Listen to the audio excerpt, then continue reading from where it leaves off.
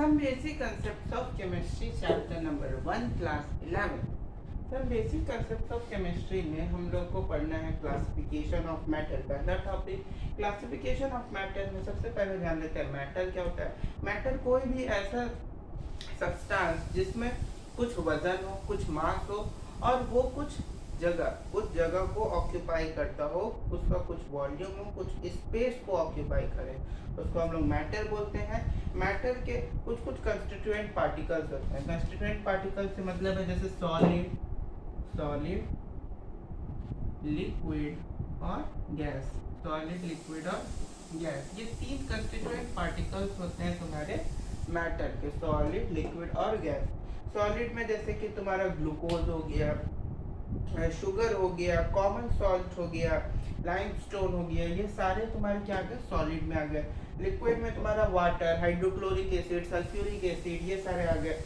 Gas में तुम्हारा oxygen, ozone, nitrogen, ये सारे तुम्हारे गैसियस फॉर्म में आ गए। तो बहुत तरह के होते हैं। अच्छा, इसमें एक चीज जानना है, एटम्स, आयंस और मॉलिक्यूल। एटम्स क्या होते हैं, जैसे एटम्स लिखिए, आयंस लिखिए और मॉलिक्यूल्स लिखिए। एटम्स लिखिए, आयंस लिखिए और मॉलिक्यूल्स लिखिए।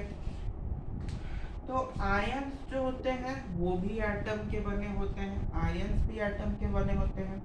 और मॉलिक्यूल जो होता है, मॉलिक्यूल ये भी तुम्हारा एटम का बना होता है। मॉलिक्यूल भी किसका बना होता है, एटम का। इसीलिए अब आयंस कैसे बने होते हैं, जैसे एटम क्या हो गया, जैसे अगर सोडियम क्लोराइड लेते हैं, सोडियम क्लोराइड तो Na+Cl-। अब Na+ तुम्हारा क्या है, एक एटम है, तो Na+ आयन भी है।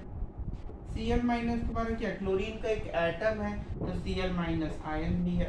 मॉलिक्यूल बना दिया Na+Cl-, यानी दो एलिमेंट्स के एक एटम मिलके एक सिंगल मॉलिक्यूल का फॉर्मेशन किए NaCl के, एक कंपाउंड जिसका नाम NaCl है, उसमें सोडियम और क्लोरीन दोनों के एटम मिलके एक मॉलिक्यूल का फॉर्मेशन किए, और वो किससे किए, एटम से। इसीलिए एटम्स को फंडामेंटल यूनिट ऑफ मैटर भी बोला जाता है।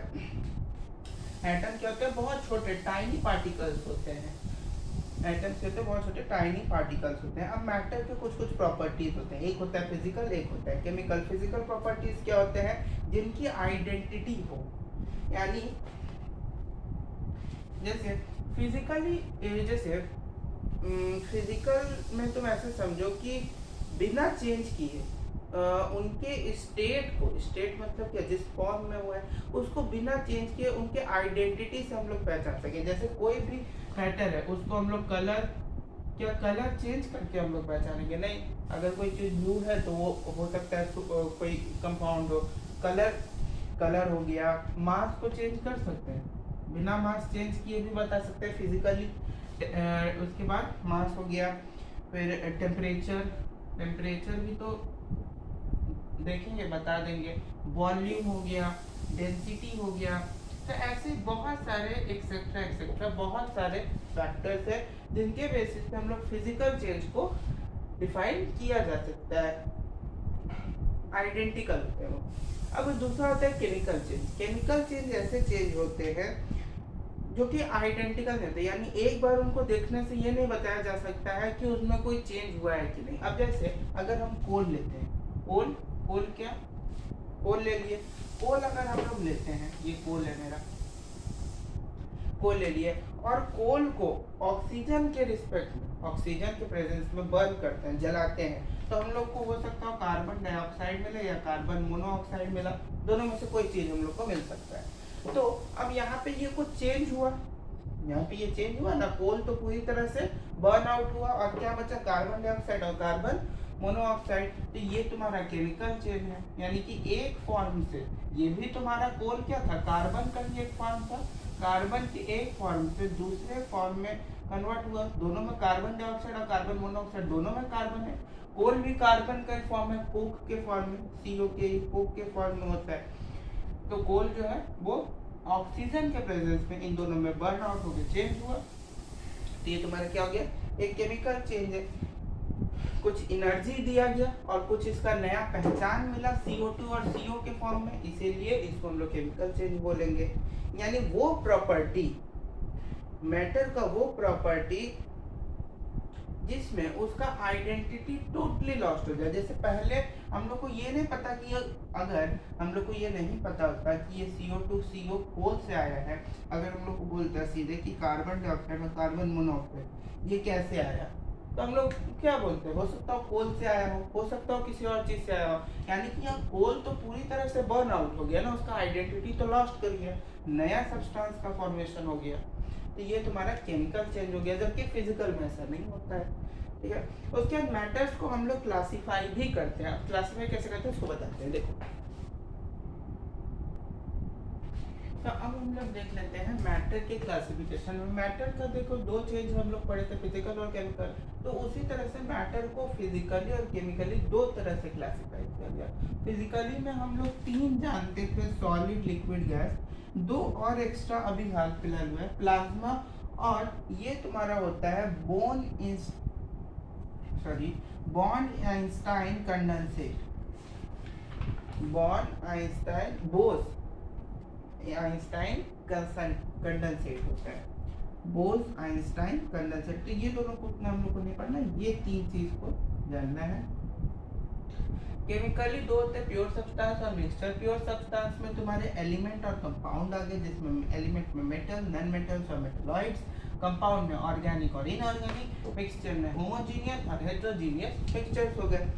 अब हम लोग को सबसे पहले जानना है सॉलिड के बारे में, सॉलिड के बारे में, लिक्विड के बारे में और गैस के बारे में। देखो सॉलिड का यहाँ पे हम एक छोटा सा स्ट्रक्चर बनाया है, दिख रहा होगा।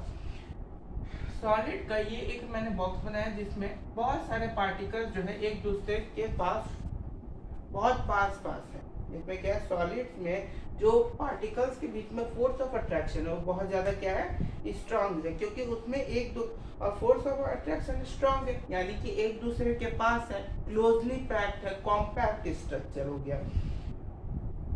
उसके बाद फोर्स ऑफ अट्रैक्शन इतना ज्यादा इसमें है कि जिसके कारण पार्टिकल जो है वो एक ही जगह पे उनका पोजीशन फिक्स्ड है, और अगर किसी भी पार्टिकल का, जैसे मेरा हाथ देखो, पोजीशन अगर फिक्स्ड है, तो इसको अगर हम तेज से दबाएं तो ये देखो हल्का हल्का वाइब्रेट कर रहा है, अगर दिख रहा होगा तो वाइब्रेट कर रहा है ना, तो पोजीशन उसका फिक्स्ड है, और पोजीशन जैसे ही उसका फिक्स्ड हुआ तो वो और मूव भी नहीं कर पा रहा है, क्योंकि फोर्स ऑफ अट्रैक्शन है, ना ही मूव कर पा रहा है, बस अपने पोजीशन पे खड़े होकर वाइब्रेटरी मोशन के कारण क्या हो रहा है, वाइब्रेट कर रहा है। इतना बात समझ में आया। उसके बाद दो पार्टिकल्स के, अगर दो पार्टिकल्स है, मान लो ये एक पार्टिकल लेते हैं, एक पार्टिकल ये, इन दोनों के बीच का जो डिस्टेंस है, इन दोनों पार्टिकल के बीच का ये जो डिस्टेंस है, इसको हम लोग बोलते हैं इंटर पार्टिकल डिस्टेंस, और ये बहुत क्या होता है, कम होता है सॉलिड में, वेरी लो। सॉलिड में जो इंटर पार्टिकल डिस्टेंस होता है वो बहुत कम होता है, बहुत शॉर्ट होता है।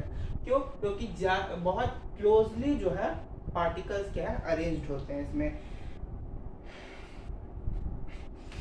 ज्यादा से ज्यादा स्पेस जो है सॉलिड का तुम्हारा पार्टिकल्स ऑक्यूपाई करता रहता है, बहुत कम स्पेस बचता रहता है। अच्छा, एक चीज देखो, जितना ज्यादा पार्टिकल्स होगा उतना ज्यादा सॉलिड का मास होता जाएगा, क्योंकि हर एक पार्टिकल का मास अगर हम लोग काउंट करते जाए तो जितना मास बढ़ता जाएगा और मास बढ़ता जाएगा, और जितना मास बढ़ेगा उतना ज्यादा पार्टिकल्स बढ़ेगा और उतना ज्यादा स्पेस ऑक्यूपाई करेगा, यानी उतना ज्यादा वॉल्यूम होगा।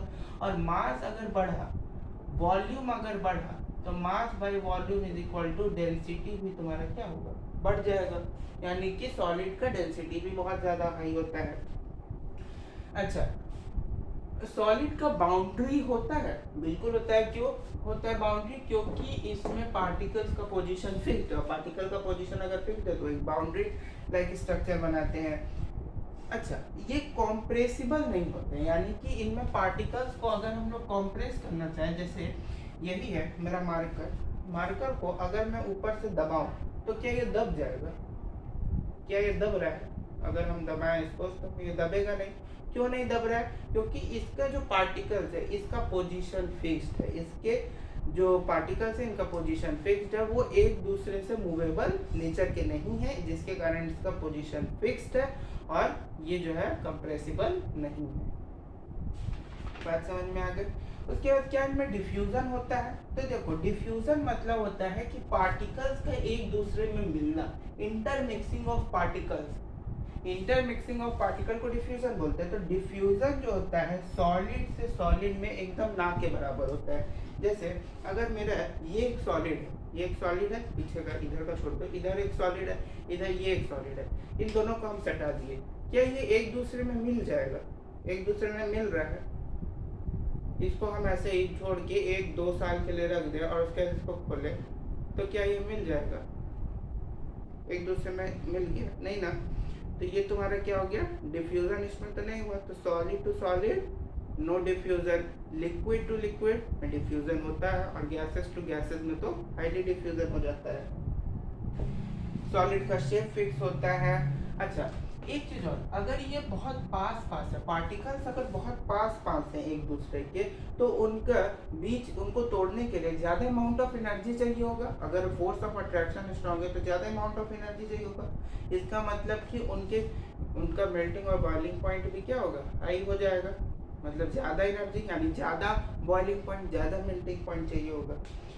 उसी तरह से लिक्विड जो होता है उसका अगर देखें तो लिक्विड में चाहिए थोड़ा कम कर दूँ,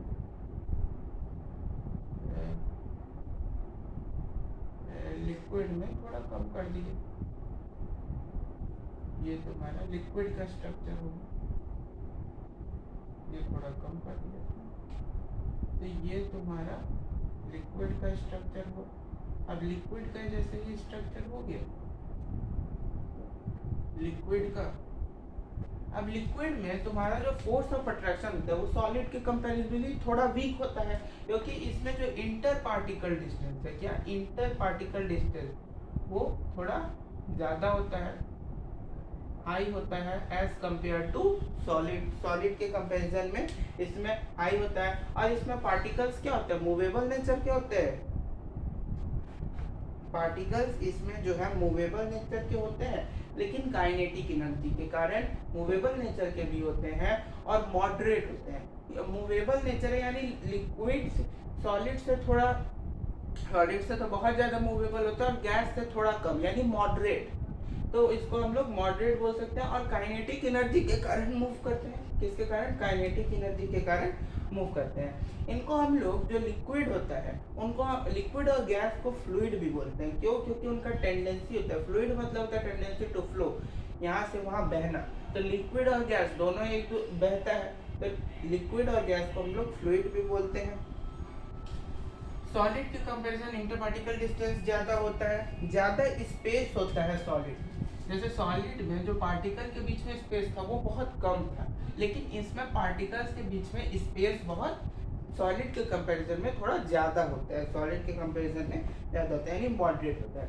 वॉल्यूम तो इसका फिक्स ही रहेगा, वॉल्यूम फिक्स रहेगा।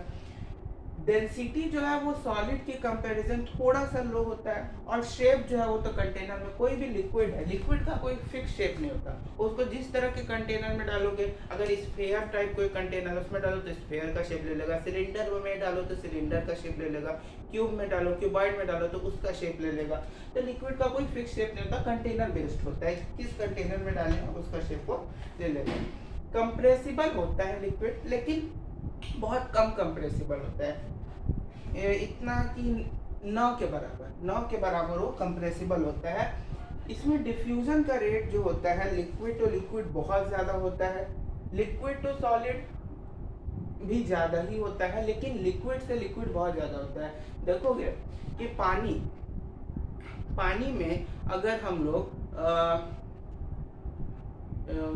क्या ले लें, पानी में अगर तुम कोई भी ले लो, शहद ही ले लेते हैं, Honey.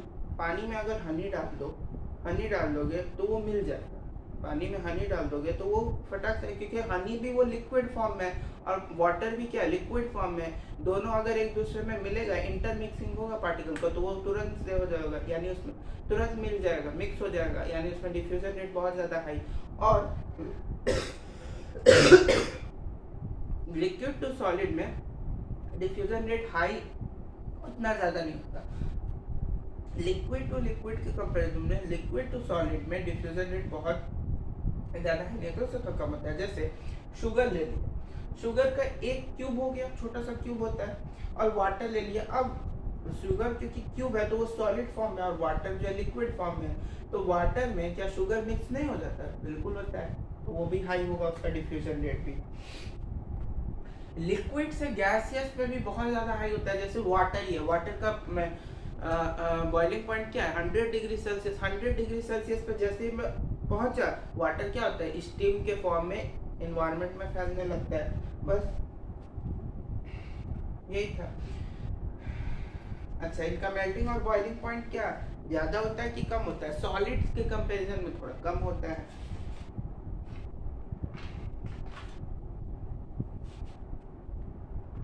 CO2 gas, nitrogen gas, oxygen, carbon dioxide, ammonia, ये सारी गैसेस जो है वाटर में सॉल्यूबल भी होते हैं। अच्छा, अब हम लोग देख लेते हैं, थोड़ा बात कर लेते हैं गैस के बारे में। इतना ज़्यादा CO2 हम लोग बोल रहे हैं, नाइट्रोजन, तो थोड़ा गैस के बारे में जान ही लेते हैं। गैस का सिंपल फंडा ये समझ लेते हैं कि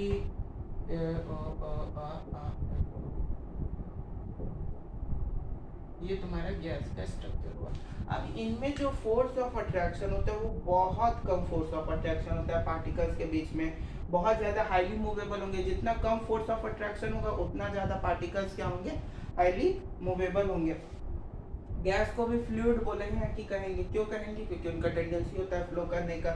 अच्छा, इनके बीच में जो पार्टिकल के बीच में इंटर पार्टिकल डिस्टेंस है, इंटर पार्टिकल डिस्टेंस यानी एक से दूसरे पार्टिकल्स के बीच में जो डिस्टेंस है वो बहुत कम है, very short, very long, sorry very long, बहुत ज़्यादा। एक से दूसरे पार्टिकल्स के बीच में जो इंटर पार्टिकल डिस्टेंस है वो बहुत लॉन्ग है, बहुत ज़्यादा है। अच्छा,